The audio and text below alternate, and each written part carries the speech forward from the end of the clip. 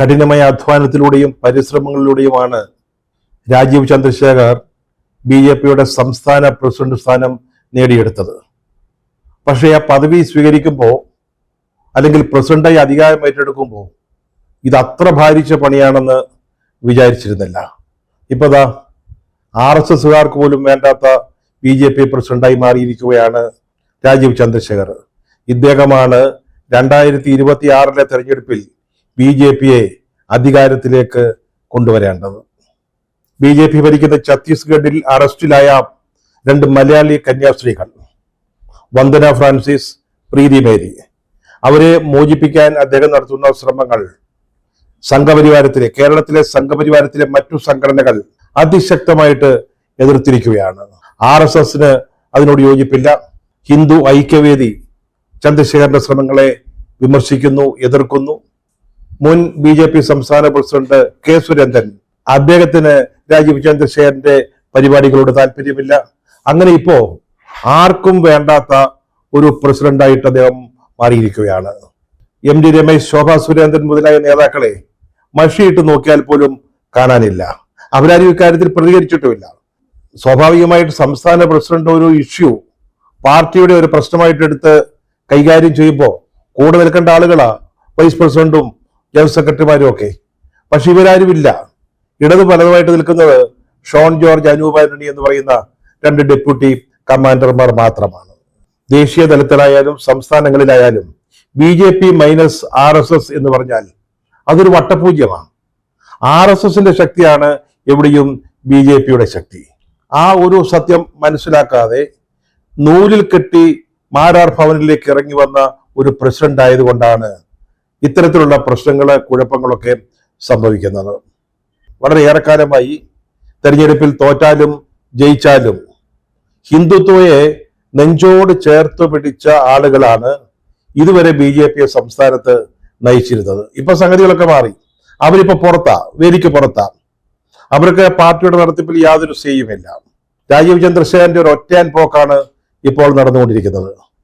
ഇന്ത്യയിലെ ഹിന്ദുക്കളുടെ 3 പ്രധാന ശത്രുക്കളെന്ന് ആചാര്യന്മാർ വിശേഷിപ്പിച്ചവരിൽ ഒരു വിഭാഗമായ ക്രൈസ്തവരുടെ താല്പര്യങ്ങൾ സംരക്ഷിക്കാൻ രാജീവ് ചന്ദ്രശേഖറും സംഘവും പെടാപ്പാട് നടത്തുന്നതിലാണ്, കഠിനാധ്വാനം ചെയ്യുന്നതിലാണ് ഈ യഥാർത്ഥ ഒറിജിനൽ RSS പശ്ചാത്തലമുള്ള BJPക്കാർക്ക് എതിർപ്പുള്ളത്. ഛത്തീസ്ഗഡിൽ അറസ്റ്റിലായ 2 മലയാളി കന്യാസ്ത്രീകളുടെ കാര്യത്തില് എന്തിനാണ് കേരളത്തിലെ BJP ഇത്ര വേവലാതിപ്പെടുന്നതെന്നാണ് ഒരു മുതിർന്ന RSS നേതാവായ K. ഗോവിന്ദൻകുട്ടി ചോദിക്കുന്നത്. ഇത് സംബന്ധിച്ച് സംസ്ഥാന പ്രസിഡന്റ് രാജീവ് ചന്ദ്രശേഖർ ഒരു ഫേസ്ബുക്ക് പോസ്റ്റ് ഇടുന്നു. അതിനുള്ളൊരു മറുപടി എന്നറിയില്ല, അല്ലെങ്കിൽ ഒരു കമന്റ് ആയിട്ടാണ് ഗോവിന്ദൻകുട്ടി ഈ ഒരു വിഷയം ഉന്നയിച്ചിരിക്കുന്നത്. അവിടെ ഒരു ഗവൺമെന്റ് ഉണ്ട്, അത് BJP സർക്കാരാ. അവിടെ നീതിയും ന്യായവും നടപ്പാകും എന്ന് ഉറപ്പുവരുത്താൻ ആ ഗവൺമെന്റിന് സാധിക്കും. പിന്നെ എന്തിനാണ് കേരളത്തിൽ നിന്നുള്ള BJP, ഈ കേരളത്തിലെ BJP അതിന് അഖിലേന്ത്യാ തലത്തിൽ എത്രത്തോളം പ്രാധാന്യമുണ്ടെന്ന് നമുക്കെല്ലാം അറിയാവുന്ന ഒരു കാര്യമാണ്. ആ കൂടെ MP മാത്രമാണ് ഇപ്പോൾ അവകാശപ്പെടാനുള്ളത്. ആ കേരള പാർട്ടി എന്തിനാണ് BJP ഭരിക്കുന്ന ഛത്തീസ്ഗഡിൽ 2 മലയാളി കന്യാസ്ത്രീകൾക്ക് വേണ്ടി ഇടപെടുന്നത്?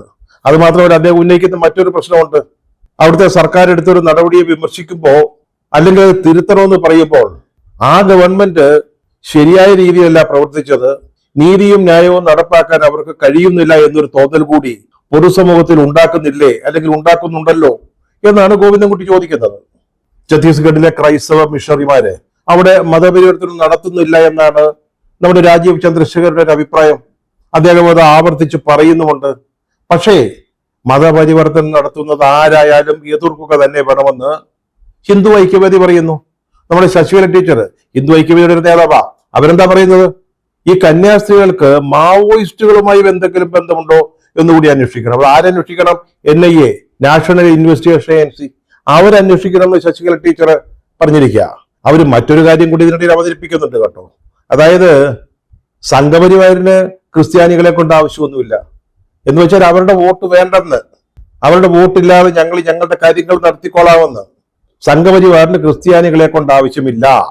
എന്നാൽ ക്രിസ്ത്യാനികൾക്ക് സംഘപരിവാറിനെ കൊണ്ട്, BJPയെ കൊണ്ട്, BJP സർക്കാരിനെ കൊണ്ട് ആവശ്യമുണ്ട് അവരുടെ പല പല കാര്യങ്ങൾ നേടുന്നതിന്. പരിഹാസത്തിന്റെ സ്വരത്തിലായി പറയുന്നത്.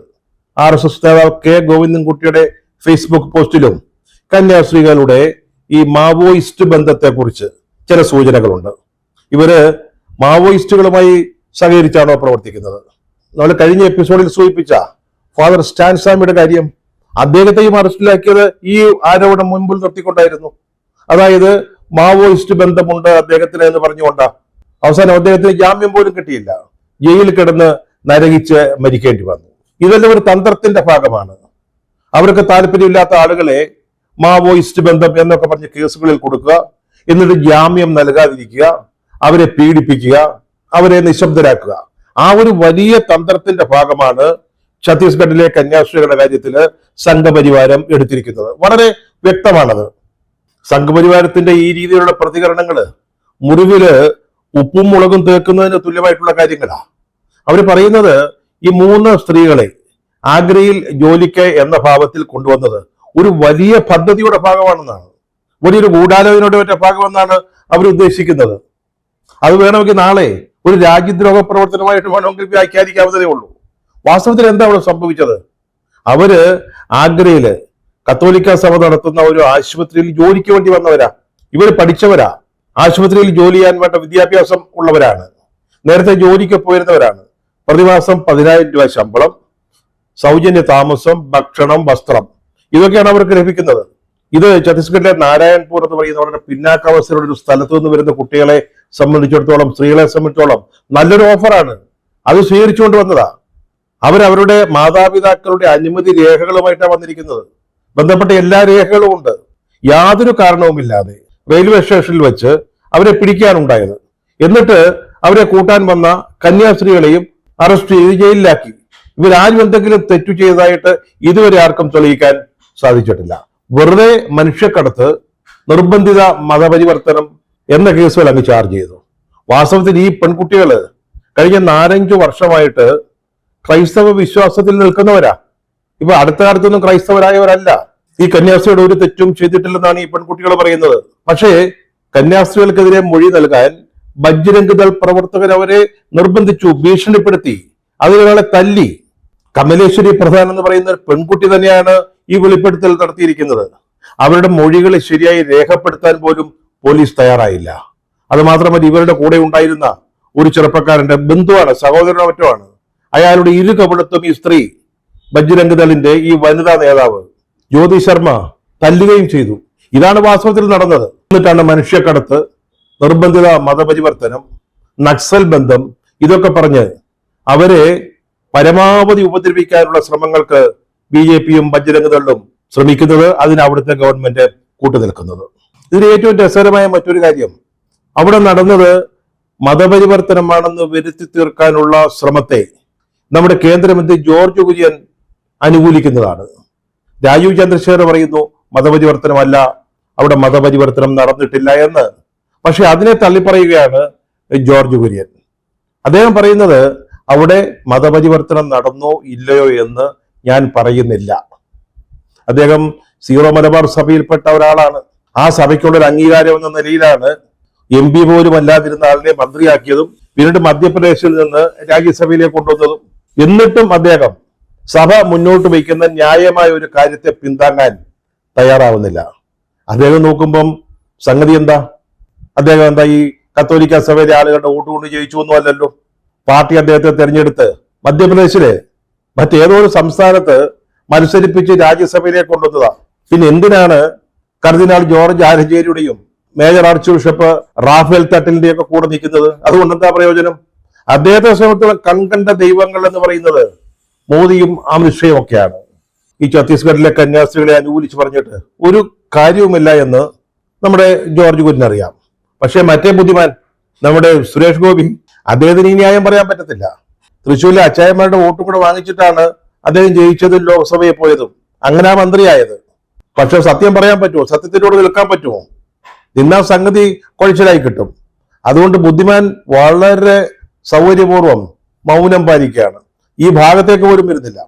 ഇനി കുറച്ച് ദിവസത്തേക്ക് അല്ലെ 2-3 മാസത്തേക്ക് തൃശ്ശൂർക്ക് പോയില്ലെങ്കിൽ എന്താ? കുറെ കഴിയുമ്പോഴത്തേക്ക് തൃശ്ശൂർക്കാര്, പ്രത്യേകിച്ച് അവിടുത്തെ നസ്രാണികള്, ഈ ഛത്തീസ്ഗഡിലെ കന്യാസ്ത്രീയുടെ അറസ്റ്റും അതിനെ തുടർന്നുണ്ടായ പുകിലും പുക്കാറും ഒക്കെ മറന്നോളും. അത് നമ്മുടെ സുരേഷ് ഗോപി അണ്ണന് നന്നായിട്ട് അറിയാം. അതുകൊണ്ട് അദ്ദേഹം വളരെ ബുദ്ധിപൂർവമായ ഒരു മൗനം പാലിച്ച് സൈഡിൽ നിൽക്കുക. എന്തായാലും ആരും എതിർക്കട്ടെ, ഈ കന്യാസ്ത്രീകളുടെ മോചനത്തിന് വേണ്ടി പാഞ്ഞു നടക്കുകയാണ് നമ്മുടെ രാജീവ് ചന്ദ്രശേഖർ. അദ്ദേഹത്തിന്റെ ഏക ലക്ഷ്യം എന്ന് പറയുന്നത് ക്രിസ്ത്യാനികളുടെ വോട്ടാണ്. കന്യാസ്ത്രീകൾ 6-7 ദിവസം ജയിലിൽ കിടന്നെങ്കിലും ജാമ്യം കിട്ടി പുറത്തു വന്നാൽ കേരളത്തിലെ ക്രിസ്ത്യാനികൾ മുഴുവൻ അടപടലം വന്ന് BJPക്ക് വോട്ട് ചെയ്യാൻ നോക്കി അദ്ദേഹം പ്രതീക്ഷിച്ചു വെച്ചിരിക്കുന്നത്. അദ്ദേഹം കഴിഞ്ഞ ദിവസം ഇന്നലെ പ്രധാനമന്ത്രിയെ കാണുന്നു, അമിത്ഷയെ കാണുന്നു, പിന്നീട് പാഞ്ഞ് എറണാകുളത്ത് വന്ന് സെന്റ് തോമസ് മൗണ്ടില് മാർ റാഫേൽ തട്ടിലിനെ കാണുന്നു. സീറോ മലബാർ സഭയുടെ തലവൻ, ആത്മീക തലവനാണ് അദ്ദേഹം, അദ്ദേഹത്തെ കാണുന്നു. എന്നിട്ട് ഇന്ന് രാവിലെ CBCയുടെ president, Catholic bishops conference of India, അതിന്റെ പ്രസിഡന്റ് ആൻഡ്രൂസ് താഴത്തിനെ തൃശ്ശൂരിൽ പോയി സന്ദർശിക്കുന്നു, വർത്തമാനങ്ങളൊക്കെ പറയുന്നു, ഇതിനിടയ്ക്ക് പോഴത്തങ്ങളൊക്കെ പറയുന്നുണ്ട്. അദ്ദേഹം പറഞ്ഞ ഒരു കാര്യം, ഈ ബജ്രംഗ് ദൾ എന്ന് പറയുന്നത് BJPയുമായിട്ട് ബന്ധമുള്ള പാർട്ടിയൊന്നും അല്ലെന്ന, സംഘപരിവാരമെന്ന. പിന്നെ ഈ ബജ്രംഗ് ദളുകാര് ഏതെങ്കിലും മാവോയിസ്റ്റ് ഗ്രൂപ്പാണോ?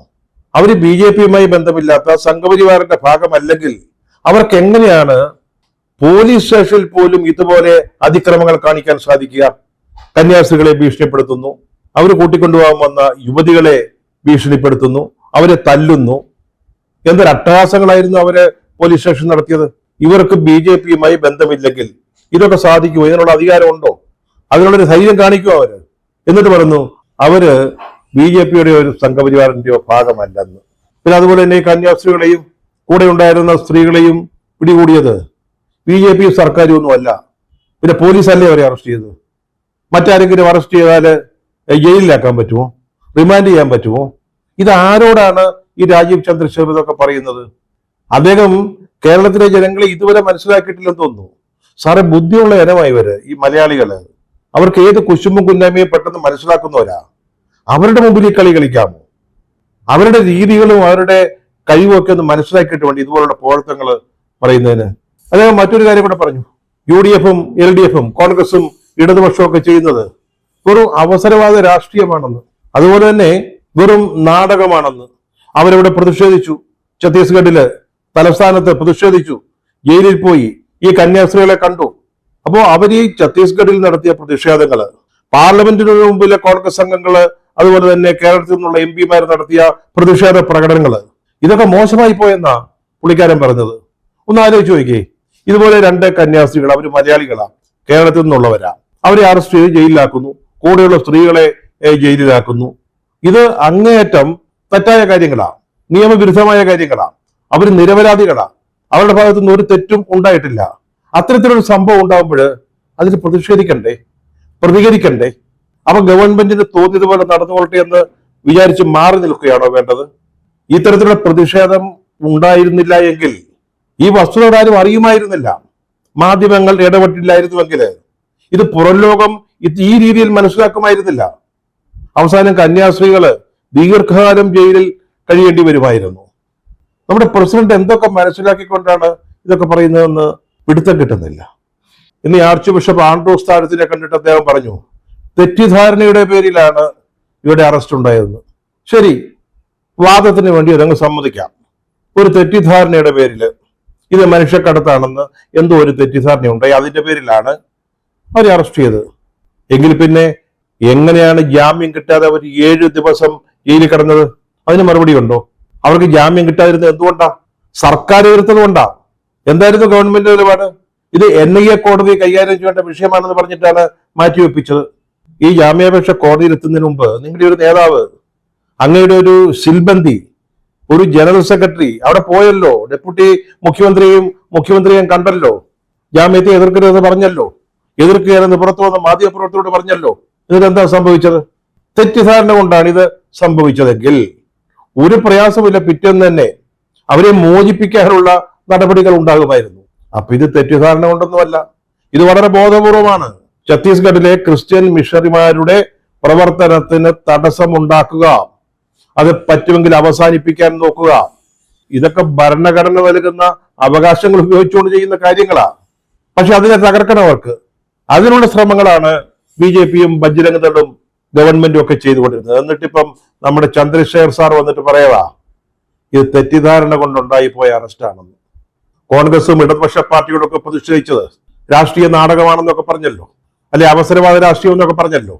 അപ്പൊ അങ്ങയുടെ ജനറൽ സെക്രട്ടറി അനൂപ് ആന്റണി അവിടെ ചെന്നതോ മുഖ്യമന്ത്രിയെയും ഡെപ്യൂട്ടി മുഖ്യമന്ത്രിയെയും കാവി ഷാൾ അണിയിക്കുന്നു, എന്തോ സമ്മാനങ്ങളൊക്കെ കൊടുക്കുന്നു.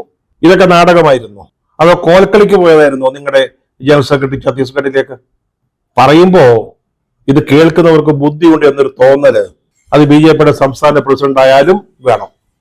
ഛത്തീസ്ഗഡിലെ ഹൈക്കോടതിയിലെ ഇനി ജാമ്യാപേക്ഷ വരുമ്പോ സംസ്ഥാന സർക്കാരിനെ എതിർക്കുകയില്ല എന്നാണ് കേന്ദ്ര ആഭ്യന്തരമന്ത്രി അമിത്ഷാ കേരളത്തിൽ നിന്നുള്ള MP-മാർക്ക് ഉറപ്പ് കൊടുത്തിരിക്കുന്നത്.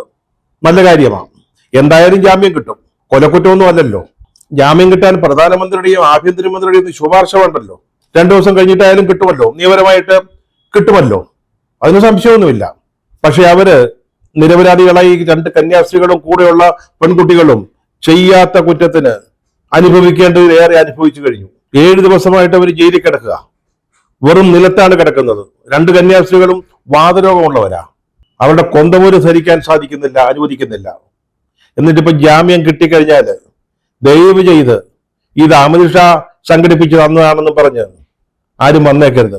രാജീവ് ചന്ദ്രശേഖരനടക്കം കേരളത്തിലെ ജനങ്ങളെല്ലാം കണ്ടുകൊണ്ടിരിക്കുകയാണ്, മനസ്സിലാക്കിക്കൊണ്ടിരിക്കുകയാണ്. ഒരു കാര്യം കൂടെ അങ്ങ് പറഞ്ഞേക്കാം, കേരളത്തിലെ നസ്രാണികളെ പറ്റിക്കാൻ വെച്ച വെള്ളം രാജീവ് ചന്ദ്രശേഖരൻ സാറേ അതങ്ങ് വാങ്ങി വെച്ചേര്.